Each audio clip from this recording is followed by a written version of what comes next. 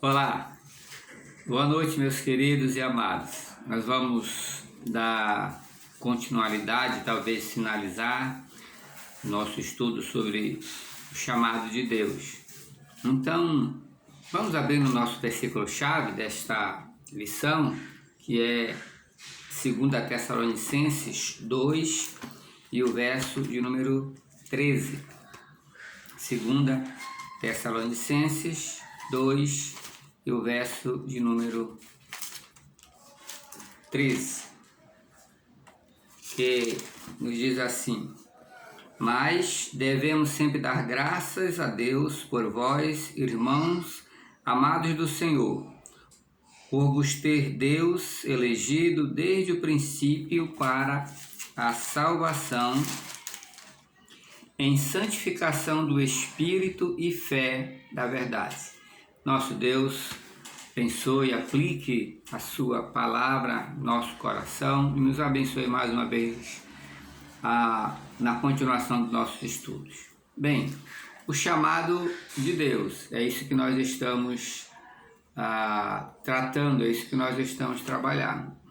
Tudo que nós dissemos, então, até este ponto, como falamos ontem e reiteramos hoje, nós tínhamos dois objetivos principais: fazer você compreender que todas as pessoas mereciam a condenação, porque não desejavam e nem desejam vir a Cristo, e em segundo lugar, fazer você reconhecer que Deus não é injusto quando salva alguns dentro deste todo perdido. E concluindo que se Deus não fizesse algo, nenhuma pessoa se salvaria da condenação de sua ira santa, como um Deus justo, contra a humanidade pecadora. Pensando nisso, nós queremos agora observar, a partir desta condição triste, deste quadro triste e sem esperança do homem, olhar mais de perto a obra de amor e de misericórdia de Deus pelos homens, pelos pecadores. Por Deus a Trindade, evidentemente. Mesmo que o homem não o desejasse, como diz Isaías 53, não visse nele beleza alguma, não o amasse, mesmo assim, a despeito de tudo isso, e na verdade muitas vezes o homem apenas desejando a sua bênção, às vezes apenas querendo da parte de Deus aquilo que precisam e exigindo às vezes de Deus, como se o homem fosse o Senhor e Deus fosse o servo. Começamos olhando os textos abaixo aqui, que tratam deste poder que foi exercido sobre o homem por Deus, a fim de que ele pudesse ser restaurado à condição de entender a sua condição miserável, bem como a sua necessidade de um Salvador. Vamos ler alguns textos, começando com Efésios 1, verso 19 e 20. Eu até recomendo, se você puder, vá depois grafando, marcando aí na sua Bíblia os destaques desses textos aí. Efésios 1, 19 e 20, diz assim o texto: e qual sobre a excelente grandeza do seu poder sobre nós, os que cremos, segundo a operação da força do seu poder, que manifestou em Cristo, ressuscitando dos mortos e pondo à sua direita nos céus. Então, se você puder, você deveria marcar: suprema grandeza do seu poder com os que cremos. É deste grande poder que estamos falando, segundo a eficácia da força do seu poder. Ok? Vamos ler outro texto para dar continuidade lá em Efésios ainda, agora no capítulo 2, versículo número 4, que nos diz assim, Efésios 2, 4: mas Deus, que é riquíssimo em misericórdia, pelo seu muito amor com que nos amou, estando nós ainda mortos em nossas ofensas, nos vivificou juntamente com Cristo. Pela graça sois salvos. E nos ressuscitou juntamente com Ele e nos fez assentar nos lugares celestiais em Cristo Jesus. Você pode, se puder, grifar rico em grifar misericórdia, grifar por causa grande amor. Você pode grifar nos deu vida juntamente com Cristo. Esses versos são interessantes para você marcar e você destacar em nosso texto aí. O chamado então de Deus, do qual estamos falando, ele é eficaz porque ele é o poder da parte do próprio Deus. E esta é uma ação necessária, é uma ação indispensável para que alguém possa ser salvo, pois é somente ele que pode habilitar o homem a responder e a aceitar de uma forma espontânea e livre a Cristo como seu Salvador pessoal. É uma ação necessária, este poder transformador por tudo aquilo que já vimos na primeira parte. Mas vamos ler alguns versos, alguns textos, como de Gálatas, capítulo de número 1, Gálatas 1, versículo 15 e o verso de número 16, que diz assim: Mas quando aprouve a Deus, que desde o ventre de minha mãe me separou e me chamou pela sua graça, revelar seu Filho em mim, para que o pregasse entre os gentios. Aprouve a Deus, chamou pela sua graça. É isso que estamos discutindo e apresentando aqui, esse chamado pela graça de Deus. Veja ainda 2 Timóteo, agora no capítulo 1, vamos um pouco adiante, Efésios, Filipenses, até chegar em Timóteo, 2 Timóteo, a sua segunda carta, no capítulo então de número 1 e o verso de número 9, que nos diz assim: que nos salvou e nos chamou com uma santa vocação, não segundo as nossas obras, mas segundo o seu próprio propósito e graça que nos foi dada em Cristo Jesus antes dos tempos eternos. Salvou e chamou com uma santa vocação, não segundo nossas obras, mas é segundo o seu propósito. Vamos para 1 Pedro, agora, capítulo 5 de 1 Pedro, vamos ler o verso de número 11, que nos diz assim: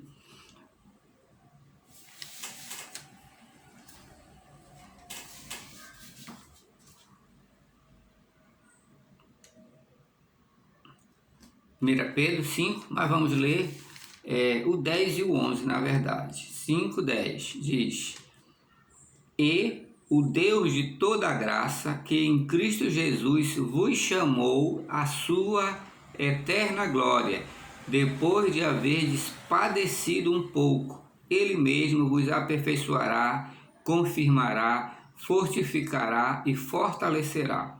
A Ele seja a glória e o poderio para todo sempre. Amém. Que palavras maravilhosas que tratam, que falam, que nos chamam a atenção de que é o poder de Deus que está operando e nos chamando para Ele, para nos habilitar a responder pela ação do Espírito Santo, os textos que vamos já ler, e recebermos então a salvação de Deus, a salvação do nosso Senhor. Veja ainda o Salmo de número 110, além desses textos que nós lemos. Eu penso que também ele faz uma alusão a este poder de Deus que habilita o homem a responder e aceitar de uma forma espontânea e livre a salvação de Deus.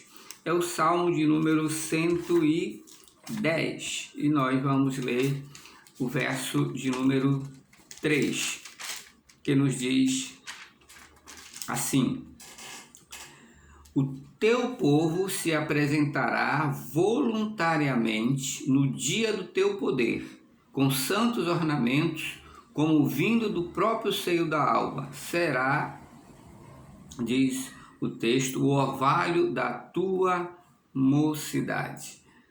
Então nós observamos neste verso que cremos fala também deste chamado do povo de Deus, que tem um povo chamado voluntariamente disposto para Deus, que tem um povo chamado pelo poder do seu Deus, que há um povo santificado, que há um povo numeroso a emergir a partir desse chamado, vindo do próprio seio da alva. Isso nos faz lembrar do início, lá na pregação de Pedro em Atos 2:41, quando começa a igreja naquela grande pregação, naquele primeiro grande movimento, através do apóstolo Pedro em sua mensagem para a conversão de 3.000 pessoas. Então, o Salmo 110:3, penso que fala deste poder. O seu povo se apresentará voluntariamente. Os santos ornamentos falam da santidade, da pureza deste povo para servir a Deus, para servir ao Senhor. Meus amados, não podemos deixar de reafirmar, então, através da palavra de Deus, que o homem em pecado, nascido então em pecado, ele precisa receber uma vida espiritual que é dada pelo Espírito Santo. Ele necessita, ele carece desta vida espiritual, e só Deus pode gerar esta nova vida nele. Ele não pode fazer isso por si mesmo, por todas as condições das quais nós já tratamos na primeira parte. Então nós queremos concluir lendo alguns textos, ou vários textos ainda sobre esta necessidade e a operação de Deus para que isto possa acontecer de uma forma imprescindível. Nós queremos ler 1 Pedro, no capítulo 1, e os versos de 3 a 9. Vamos ler. 1 Pedro 1, versos de 3 a 9. Atente. Bendito seja o Deus e Pai de nosso Senhor Jesus Cristo, que segundo a sua grande misericórdia nos gerou de novo para uma viva esperança, pela ressurreição de Jesus Cristo dentre os mortos, para uma herança incorruptível, incontaminável e que se não pode murchar, quer dizer, perder o seu valor, guardada nos céus para vós, que mediante a fé estáis guardados pelo poder de Deus, para a salvação já prestes a se revelar no último tempo. Verso 6, em quem vós grandemente vos alegrais, ainda que agora importa seja necessário que estejais por um pouco contristados com várias provações, para que a prova da vossa fé, muito mais preciosa do que o ouro, que perece e é provado pelo fogo, se ache em louvor e honra e glória na revelação de Jesus Cristo, ao qual não o havendo visto amais, no qual não vendo agora, mas crendo vos alegrais com gozo inefável e glorioso. Verso 9, alcançando o fim da vossa fé, a salvação da alma. Que textos maravilhosos,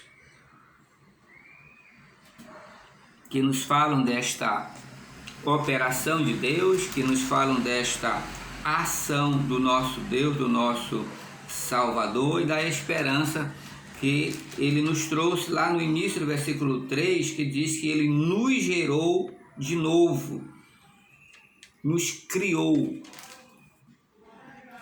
pela esta ação, por este poder, então, do Espírito Santo, aquele poder que ressuscitou a Jesus, operando agora sobre nós. Vamos seguir adiante para 1 Pedro, mas agora o versículo onde nós estamos no capítulo 1, versículo 23, que fala deste nascimento espiritual que procede de Deus, para não termos dúvidas. Diz o verso 23, 1 Pedro 1, 23, sendo de novo gerados, não de semente corruptível, mas da incorruptível, pela palavra de Deus, viva e que permanece para sempre. É um nascimento espiritual que procede de Deus. Aí, e diz que é uma semente incorruptível. Que coisa maravilhosa! E é a palavra de Deus que o Espírito Santo usa e através desta palavra opera em nosso coração. João, vamos ler João, capítulo 1, o verso de número 13. O 12 fala de que a todos quanto receberam a Cristo, Deus deu o poder de serem feitos filhos de Deus, saber os que creem no seu nome, mas o 13 dá a ênfase que nós estamos destacando, os quais não nasceram do sangue, nem da vontade da carne, nem da vontade do homem, mas de Deus. Não é da vontade do homem. Lembra que já vimos? Não quereis vir a mim para terdes vida. O homem natural não entende, não compreende as coisas de Deus. Então, não é da vontade da carne, não é da vontade do homem, é da vontade de Deus. Porque o homem em si mesmo, ele não deseja, como diz lá Isaías 53, nele não havia beleza alguma, o reputávamos por aflito e ferido de Deus. Mas como lemos anteriormente, pela muita misericórdia de Deus, que ele nos amou, ele veio até nós para nos salvar. 1 João 1, 13, os quais não nasceram do sangue, nem da vontade da carne, nem da vontade do homem, mas da vontade de Deus. Efésios 4, 28, vamos para Efésios 4 e 28, para destacar que este novo homem, esta nova pessoa, ela é criada por Deus, gerada por Deus em santidade e justiça. Efésios 4, 24, já lemos outra ocasião, mas aqui é a ênfase do novo homem que foi criado por Deus e o seu caráter. Diz aí Efésios 4, 24, e vos revistais do novo homem que segundo Deus é criado em verdadeira justiça e santidade. E aí ele vai seguir uma lista de ações que vão ficar para trás, devem ficar para trás na vida deste novo homem que foi criado por Deus, em justiça e em santidade. Tiago 1,18, vamos lendo os nossos últimos versos, textos de hoje. Tiago 1,18 diz, veja, o 17, vamos ler o 17 também, porque ele diz que toda boa dádiva e todo dom perfeito, ele vem lá do alto, é lá de cima, é lá do Pai das luzes, em quem não há mudança nem sombra de variação. E o verso 18, segundo a sua vontade, lá de cima, ele nos gerou pela palavra da verdade, para que fôssemos como primícias das suas criaturas. Sim, amados, gerados pela palavra da verdade, mas é segundo a vontade de Deus. Porque como lemos anteriormente, não vem da vontade do homem, é da vontade de Deus, porque o homem não quer vir a Cristo. Sua natureza é oposta, ele não deseja o Senhor, ele deseja o pecado. Bem, nós podemos dizer que por causa disso o homem está dedicado na salvação operada nesta regeneração do Espírito Santo, ele estará consagrando-se e santificando-se para Deus. 1 Coríntios, no capítulo 6, nós lemos o verso de número 11, assim: e é o que alguns têm sido, é uma lista atrás de pecadores, dos seus atos, mas agora ele diz: mas haveis sido lavados, mas haveis sido santificados, mas haveis sido justificados em nome do Senhor Jesus e pelo Espírito do nosso Deus. Há um lavar renovador e regenerador do Espírito Santo, que agora vai nos trazer a santificação e a justificação que está em Cristo por causa da sua obra realizada no Calvário. Vamos ler ainda João 8,32, para lembrar que estamos livres e libertos pelo sangue de Jesus. João 8, verso 32, que nos diz assim, verso 32: e conhecereis a verdade, e a verdade vos libertará. E o verso de número 36: se pois o Filho vos libertar, verdadeiramente sereis livres. Quem nos liberta, quem nos livra do poder do pecado, da condenação dele, é Deus, é o Senhor Jesus Cristo, é pela sua obra da cruz, é o Espírito que nos regenera, que nos convence e que nos conduz a Deus para recebermos a salvação do Senhor, para recebermos a salvação do nosso Deus, para receber o perdão dos nossos pecados. Este chamado é onde o Espírito Santo opera em nós, e somente assim nós vamos nos voltar para Deus, somente pela operação do Espírito Santo de Deus, que é e que vem, que chega, que se manifesta através da pregação do Evangelho, que é, como diz Romanos 16, o poder de Deus para a salvação de todo aquele que crê. Uma obra operada por Deus, uma obra operada pelo Senhor. É Deus que regenera, é Ele que cria uma nova pessoa, cria um novo homem, a partir da ação do Espírito Santo na mente deste homem, desta mulher, desse jovem, desta criança, para iluminar e ele entender e compreender a sua necessidade. Eu vou terminar com a frase que disse certo pregador: você é uma pessoa alegre e feliz se você pode dizer: pela graça de Deus sou o que sou, porque você então não é o que desejava ser, um feliz escravo do pecado, mas antes é o que Deus quer, uma pessoa regenerada, um novo nascido, um filho de Deus por adoção. Deus, meu querido, te abençoe. E oxalá você possa, de fato e em verdade, dizer: eu sou o que sou pela graça de Deus, porque Deus quis me salvar, Ele veio me salvar, e por causa da sua muita misericórdia é que eu fui salvo. Graças a Deus, glória a Deus, aleluia.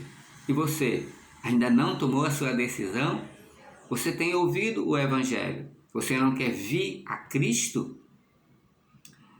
Se você tem escutado o Evangelho e entendido a sua condição de pecador miserável, e por outro lado, entendido a necessidade de um Salvador, então você está pronto para crer em Jesus Cristo como o Senhor da sua vida, por aquele que morreu pelos seus pecados, e experimentar o melhor de Deus, que é o perdão dos nossos pecados, a sua salvação, o selo do seu Espírito e a certeza de que Ele estará para sempre conosco e nos conduzirá para aquele grande e majestoso encontro com Ele.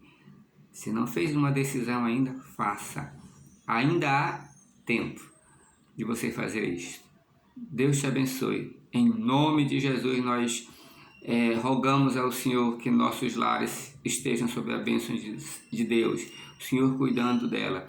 E você que não fez uma decisão, se você orar ao Senhor com um coração sincero, você receberá o perdão de Deus, a graça de Deus salvadora também baterá a porta do seu coração e você experimentará a vida eterna. Deus te abençoe, em nome de Jesus.